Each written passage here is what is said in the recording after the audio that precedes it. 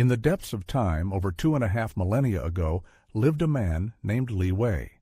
He dedicated his entire life to caring for his children, naively believing that old age would bring him a well-deserved place in their hearts and homes. Moving in with his family in hopes of peace and companionship, he soon discovered a bitter truth. The closer he got to his loved ones, the more profoundly he felt alone. His children were absorbed in their own concerns, his grandchildren in fleeting interests, and the conversations that once filled the house with life had dwindled into brief, hurried exchanges. The old man's heart ached with emptiness, and he couldn't understand why his presence seemed like a burden rather than a welcome gift. In desperation, Li Wei decided to seek answers from the wisest of the wise. Word of Confucius, the great master of wisdom, reached his ears, and with the last spark of hope in his heart, the old man set off for the temple where he resided. Imagine the scene. Confucius, seated beneath the shade of a blossoming cherry tree, surrounded by attentive disciples, catching his every word. Li Wei approached him, filled with reverence, and bowing deeply, said, "Master, I have dedicated my life to caring for my children. Now, in my old age, I had hoped to find love and support living near them, but instead I feel invisible, like a ghost." Confucius, lost in deep thought, uttered, "When you see a person without virtue, examine yourself." These seemingly simple words forever changed Li Wei's perspective on his life, and perhaps within them lies something that can change your perception of reality as well. Stay with us to learn how the wisdom of Confucius transformed the old man's life and what lessons can be learned from this ancient story. The wise Confucius paused briefly, observing the elderly man standing before him intently. Li Wei radiated weariness, but it wasn't just the weight of years pressing down on his shoulders. "Why do you assume that your constant presence near your children will automatically secure you a place in their hearts?" Confucius inquired. The old man frowned, clearly puzzled by the question. "Master, I dedicated my life to tireless work so that my children could have a bright future. I sacrificed my own needs and desires so that they could grow up in comfort and safety. Now that old age has crept up unnoticed, all I desire is to be near them, to share their joyful and sorrowful moments, to feel like a part of their lives. Isn't that natural? Aren't children obligated to care for their parents in their old age?"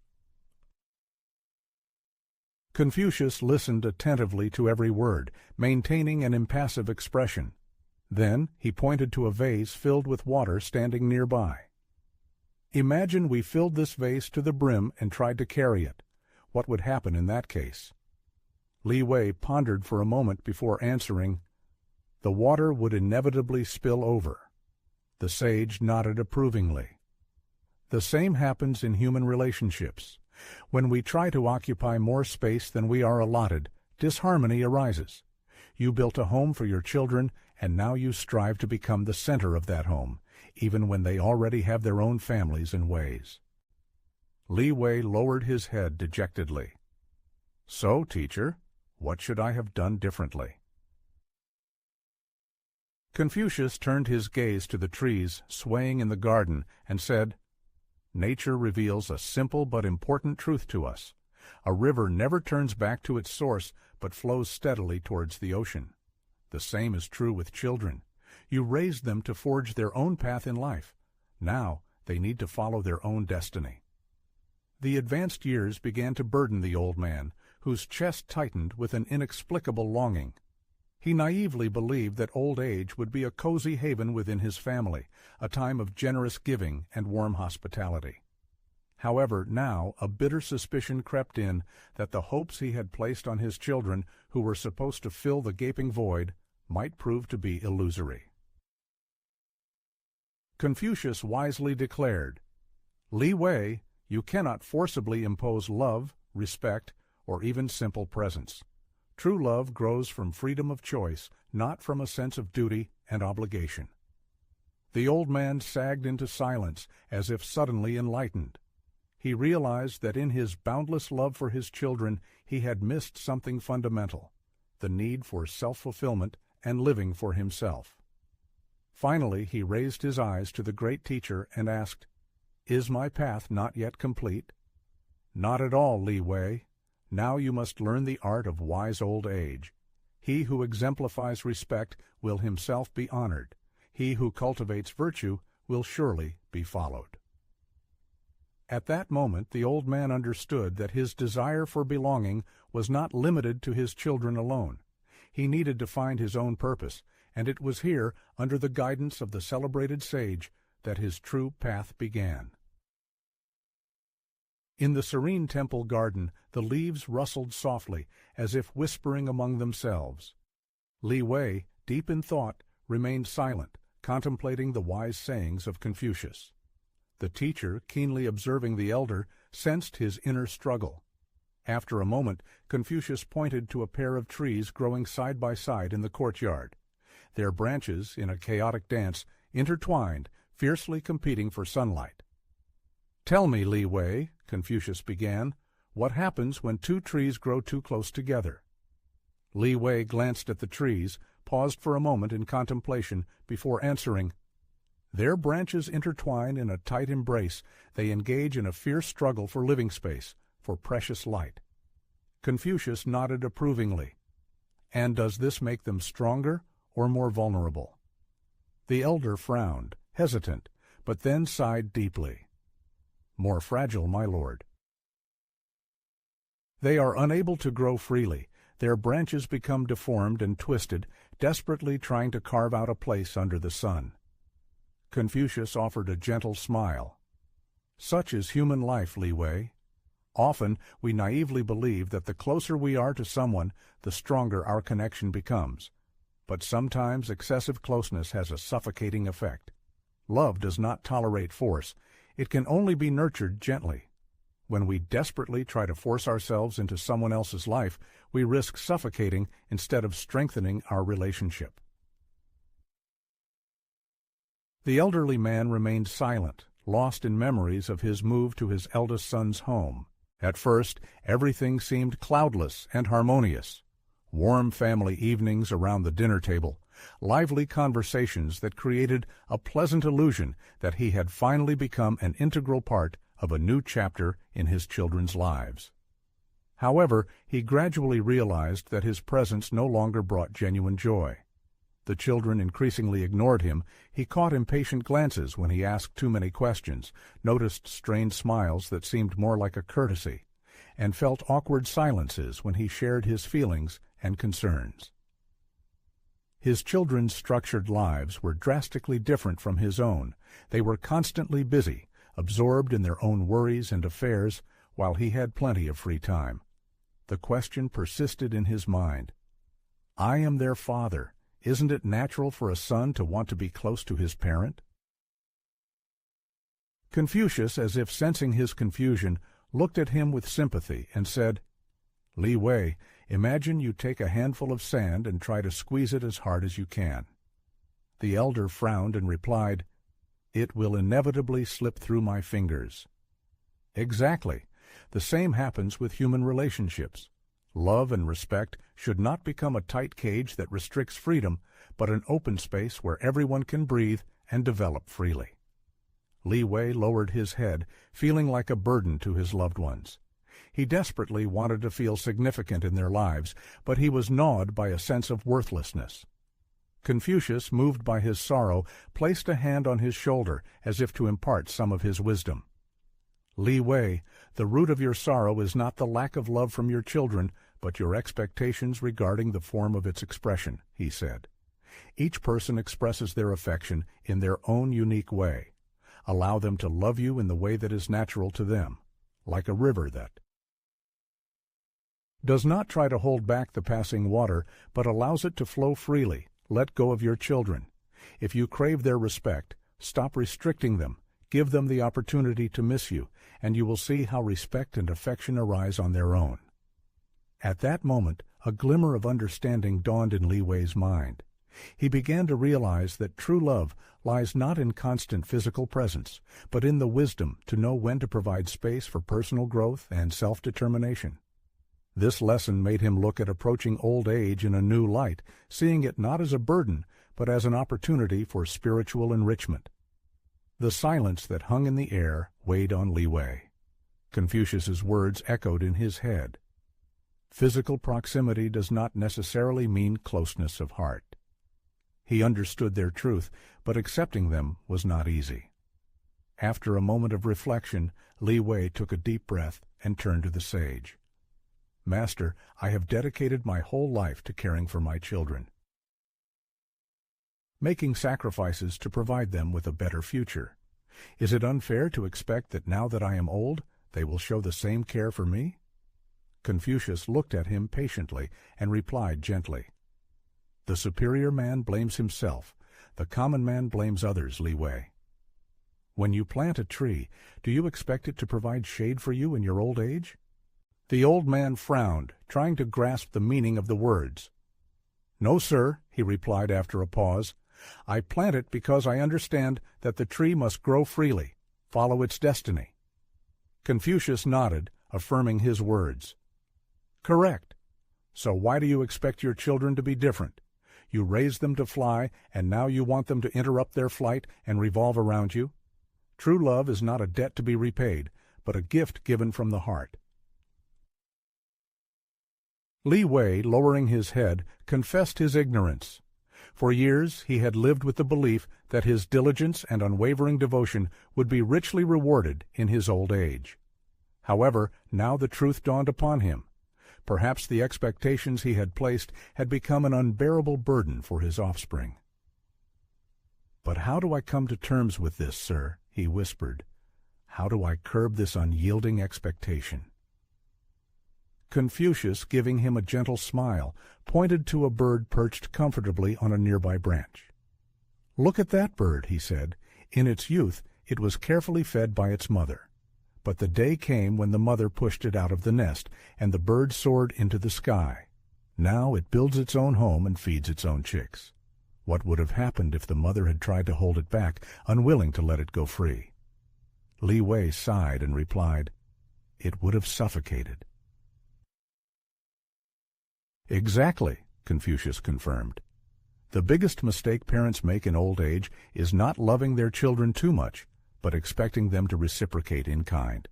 If love has to be begged for, it turns into a duty, losing its sincerity."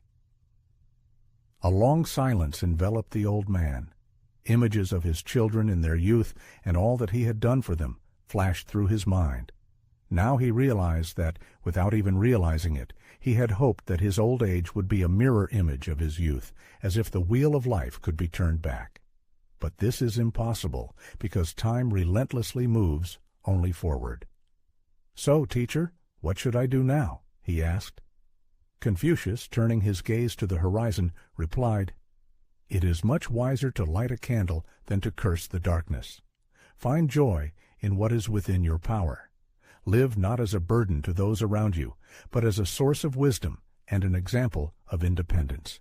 Then respect and affection will come on their own as a well-deserved reward." A profound transformation took place in Li Wei's soul. The feeling of lingering expectation did not disappear, but it was now tinged with a new awareness. It finally dawned on him that his children were not obligated to be the source of his happiness, that it was his personal, unshared journey.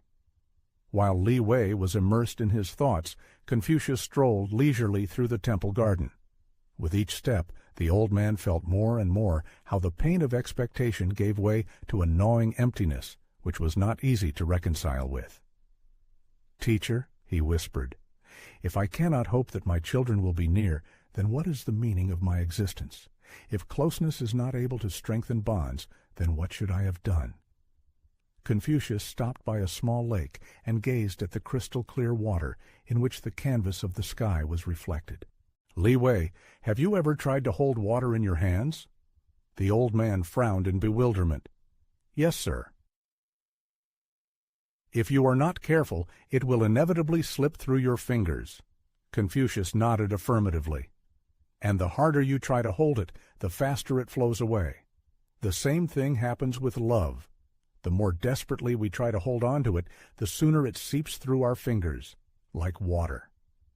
In a stream of thoughts, a picture of his moved to the house of his already grown children arose before his inner eye. At first he was greeted with open arms, but gradually subtle signs of irritation began to appear. Conversations became fleeting, advice was perceived as reproach, and good intentions were transformed into a subject of compromise. The children still showed due respect, but he felt like a burden in their lives. Confucius, giving him a gentle smile, said, "You gave them wings to fly, and now you cling to those wings, afraid to fall." The old man's chest tightened at these words. "But I just wanted to remain a part of their lives." The sage delicately interrupted him. "And therein lies the root of the problem. Children's love for their parents is a natural phenomenon, but it cannot be extorted or imposed by appealing to guilt. Allow them to be near, but remember that they have their own families, their own worries. Otherwise, you will create an invisible burden that destroys the connection." Li Wei humbly bowed his head, feeling defenseless.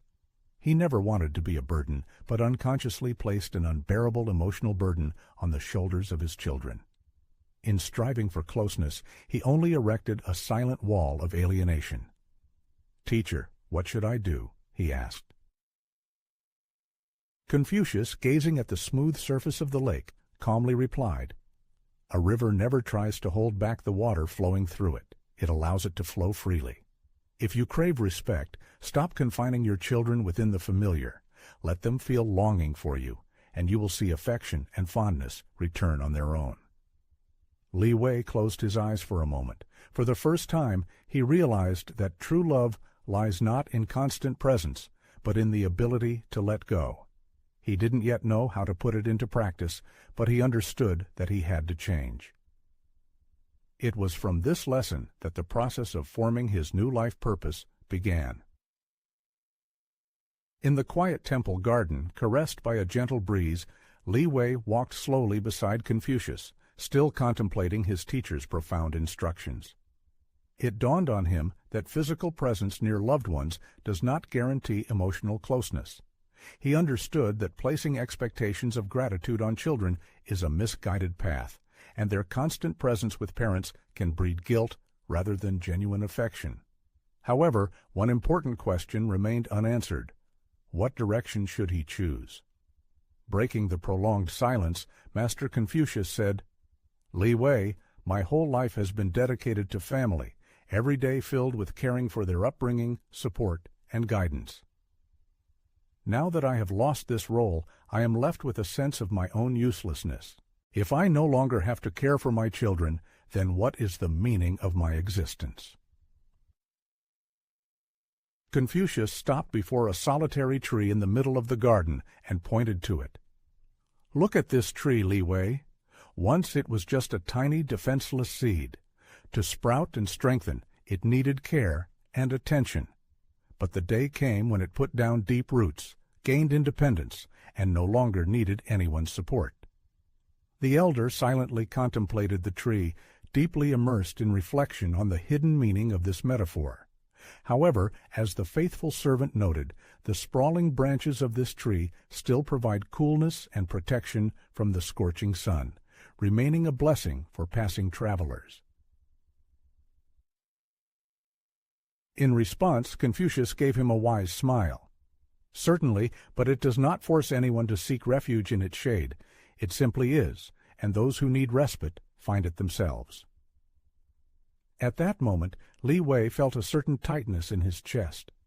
All his long life, he had naively believed that his existence was inextricably linked to caring for his children, but now he realized that he could continue his journey even without being at the center of their universe.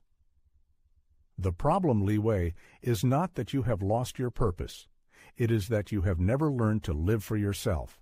You have always lived for others, and now you need to ask yourself, who are you besides the role of father? This question, like a thunderclap, echoed in his mind. He had never thought about it before. What brings him joy? What gives him true pleasure, apart from family ties? But teacher, what can a man in his old age do to find a new purpose in life? When a cherished goal seems unattainable, don't change the goal itself, change your steps on the path to it, the wise mentor instructed. Confucius took a handful of seeds and handed them to the venerable elder. You can sow, you can teach, you can learn yourself. Old age is not a time for passive waiting, but a time for new discoveries. As long as there is life, there will always be something unexplored. Li Wei carefully closed his hand on the seeds and felt something new, hitherto unknown, in his soul. For the first time the thought arose in this man's mind that his self-esteem and sense of worth should not be held hostage by the successes or failures of his children. It was at that moment that he made a firm decision to find a new guiding star that would have nothing to do with the burden of past expectations, but would be connected exclusively with his future achievements. Thus began his ascent to true independence of spirit. Li Wei carefully clutched in his hand the seeds given to him by Confucius himself, and for the first time in many years his heart was filled with timid hope. He realized that his life's journey was not over, but only entering a new phase. The elder spent the following days within the walls of the temple, immersed in deep reflection on the wise teachings of his teacher. Gradually, he came to understand that the source of his sadness was not only separation from his children, but also the fact that for a long time he had lost his own identity, dissolving into their lives. One morning, while taking a leisurely stroll through the temple grounds, he witnessed a young novice unsuccessfully trying to break up a small garden. The boy was clearly upset that the seedlings were not growing as he expected. "You are making a mistake in watering," Li Wei remarked, carefully examining the excessively moist soil. Excessive watering deprives the roots of space to grow and strengthen. The young man looked at him curiously and asked, "How do you know that?" Li Wei smiled slightly and replied, "My youth was spent in the fields, and I learned that too much care can be as harmful as too little." The student listened attentively to the wise elder's words, absorbing each one. Li Wei was in a state of hesitation. He wondered how long it had been since he had shared his knowledge with anyone other than his own children. For many years he believed that his purpose in life was limited solely to family ties. However, he now realized that he was capable of benefiting the world beyond his role as a father. He began to help the young man with his gardening, and soon other students began to seek his advice and guidance. After a few weeks, they respectfully called him Master Li, recognizing his rich experience and wisdom. At that moment, Li Wei realized an important truth. The less he sought recognition, the more he was valued by others. In the past, when he devoted himself entirely to his children, he may have been overly intrusive with his presence and opinions. Now he simply lived his life, and those who needed his wisdom came to him for advice. The days at the temple were filled with new meaning. Li Wei began to wake up with a sense of purpose. He taught his students the intricacies of farming, told them about the appropriate time for harvesting, and the importance of patience and achieving harmony in everything. He returned to reading, seeking to learn new things and broaden his horizons. He experienced joy from realizing his usefulness, which did not depend on anyone's opinion or approval. Then an unexpected event occurred. One day, as he was tending to his plants, a young monk approached him and handed him a letter. It was from his eldest son. "Dad, I haven't seen you in a long time, and I miss you. The grandchildren are constantly asking about you, and we would all like you to come and visit us." Li Wei closed his eyes and smiled.